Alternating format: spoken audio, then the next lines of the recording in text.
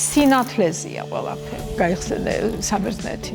ყველაფერი თეთრია, გადაფიქნებული, იმიტომ რომ მზეს ირეკავს კარგად, სხივი სხვანაირად მუშაობს და სხვანაირი ეფექტია. რა არის მაინც საბოლოო ჯამში კარგი ინტერიერის მთავარი კომპონენტი? მთავარი ინტერიერში არის ფუნქცია. თუ ფუნქცია არ არის სწორად და გამართული, თუ არ მუშაობს შენზე, გამორიცხულია, ეს არ არის კარგი ინტერიერი. ძიც ხარჯზე შეიძლება ნივთი იყოს ყოველთვის საინტერესო და აქტუალური. თუ კი ჩემი საქმე მომწონდა, ყოველთვის პირველი ნიშანი იყო ის, რომ პირველი ყველაზე საინტერესო მომენტი იყო, როდესაც ჩართული იყო ადამიანის ხელი იმ პროცესში. ხელით გაკეთებული არასოდეს იდეალური არ არის სწორი. ყოველთვის არის რაღაცა შეცდომა.